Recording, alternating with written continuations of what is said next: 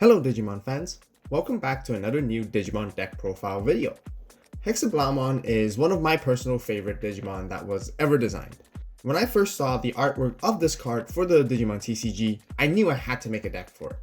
This deck constantly removes Digivolution cards from your opponent's Digimon and takes advantage with various effects while they have a Digimon with no Digivolution sources. It can even potentially freeze your opponent out completely from attacking or blocking. Now how OP does that sound to all of you? Well, we're about to find out how it works. We'll also be going through a basic guide and strategy on how to play this deck, so definitely stick around. If this is your first time watching, welcome to the AVAULT channel, and I would like to kindly ask you that are watching right now to subscribe for more Digimon deck profiles. Also be sure to give this video a like and share it with your friends that are into Digimon card game as well, and we greatly appreciate the support. Starting off with our Digi Egg cards, we play 4 Upamons. It has a inheritable effect of when attacking, once per turn, if your opponent has a Digimon with no Digivolution cards in play, draw 1 card.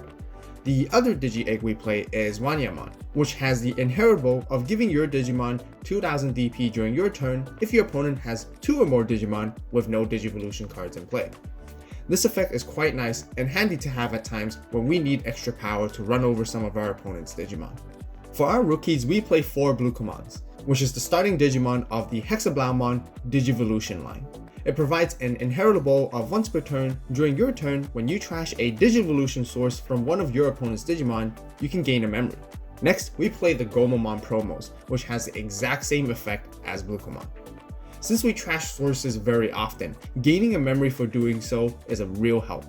However, I know some of you guys may not have access to this card since it's quite difficult to get and pricey as well, which is why I would suggest using the other Gomamon from BT5 as a cheaper and budget alternative. This Gomamon gives an inheritable of gaining 1 memory on deletion. Next, we have 3 Elecmons and 2 other Gomamons that serves as our vanilla and cheap cost Digimon that we could hardplay. That will round up for all our level 3s, and let's move on to our level 4s. For our level 4s, we first have 4 Koelomons, which will be our main blocker that has a low Digivolution cost. And then we have 2 Tobiomons, which also has low Digivolve cost and a hard play cost of 3 only. There's also 2 Gorillamons as well, which is very similar to Tobiomon but has slightly higher DP and more play cost. Lastly, we have 2 Lobomons, which of course we intend to win games through Digivolving on top of a Tamer. That will be all of our champions. Now, some of you guys may be wondering, why don't we play Paildramon?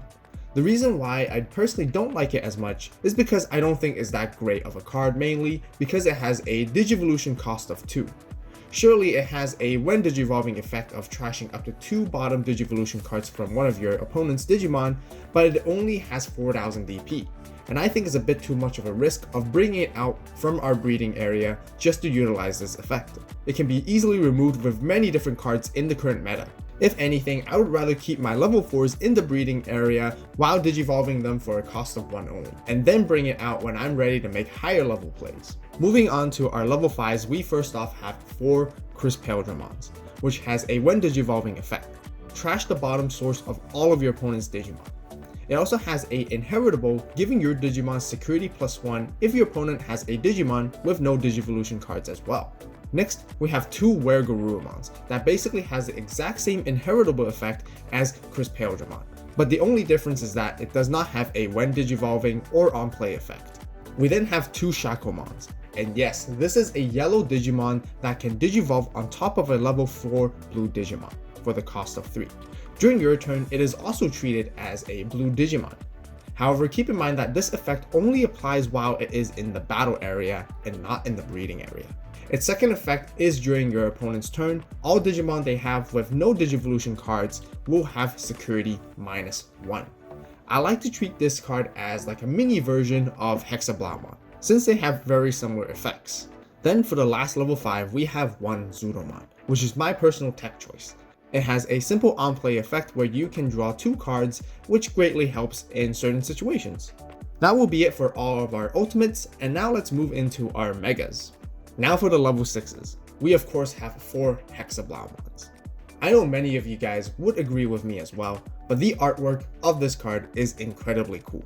It has a when attacking, trash the bottom 2 Digivolution cards from one of your opponent's Digimon.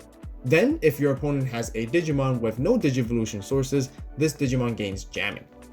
A quick note to mention is that Hexeblaumon still gains the jamming regardless, even if you didn't trash any Digivolution cards from your opponent's Digimon to begin with.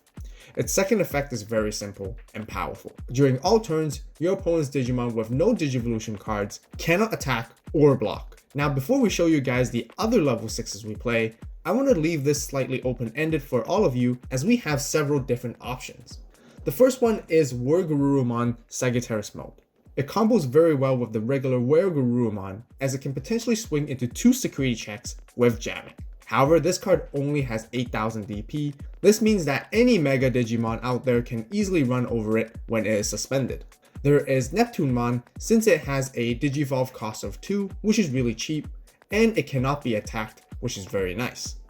However, it only has 10,000 DP, where we would still have quite a likely chance of meeting a Digimon that can go over when we swing into security.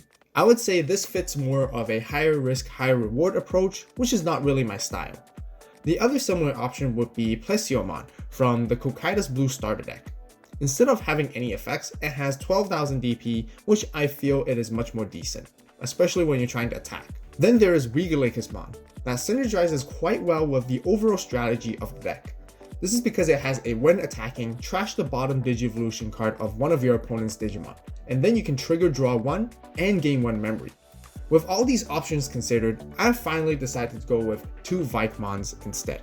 During our turn, if our opponent has a Digimon with no Digivolution cards, this Digimon gains 1000 DP and security +1. I personally feel that this card is overall safer since it has higher DP of 12,000 and can potentially go into 13,000 with powerful effects.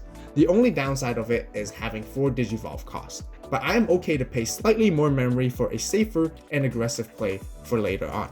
That will be it for our level 6 megas, as we also do play 2 Blitz Omnimons as our level 7s. When Digivolving Blitz lets us resolve an attack even if the memory gauge passes over to the opponent. Also, when Digivolving, we can unsuspend this Digimon, making it perfect for game enders as well. Lastly, it has built-in protection effects from being deleted or returned back to the hand or deck from an opponent's card effect by trashing the level 6 Digimon underneath the Omnimon. We would usually want to Digivolve this on top of our Vikemon as we want to keep our Hexeblaumon on play to maintain its freezing effect, unless we know we can 100% go for game after Digivolving Omnimon on top of a Hexeblaumon. That will wrap up for all of our megas, and let's get into our tamers. For the tamers, we play 3 Sora and Joes. At the start of your turn, if your opponent has a Digimon with no Digivolution cards, gain 2 memory. Its second effect is during your turn, when you attack with a blue Digimon, you can suspend this tamer to trash 2 Digivolution cards from one of your opponent's Digimon. This tamer is perfectly made to be paired up with Hexeblaumon, as you can very easily and quickly trash a total of 4 sources every time you swing in with an attack. Next, we have 1 Davis, which helps us set our memory at 3 at the beginning of our every turn. It also lets us search a blue Digimon card from our deck on play. In many situations, you can even begin your turn with 5 memory if Davis is present along with Sora and Joe, which is really good. The last tamer we play is 1 Matt, which also sets our memory at 3 at the beginning of your turn. During your turn, when you would play a blue Digimon, you can suspend this tamer to trash 1 Digivolution card from one of your opponent's Digimon. That will be all the tamers we play, and let's show you guys our options. The first option we have is Absolute Blast, which is Hexeblaumon's signature move. For 6 costs, its main effect is trash the bottom Digivolution card from one of your opponent's Digimon, and then return one of your opponent's Digimon that has no Digivolution sources to the bottom of the deck. You also get to activate this card's main effect when it's checked in security. Next, we have 2 Hammer Sparks, which is a standard option card to play in most blue decks. I personally would like to run 4 if possible, but deck space is quite limited.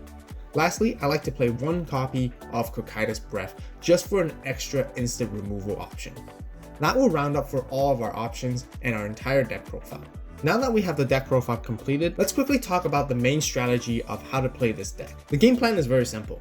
Get into your Hexeblaumon as soon as possible and begin taking out as many Digivolution cards as possible throughout the process. And then you will be able to entirely freeze your opponent from attacking or blocking.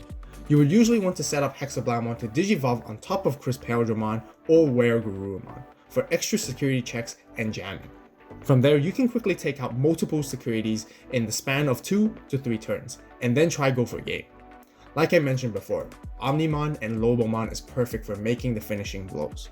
However, there is one quick ruling you guys must know when playing Lobomon.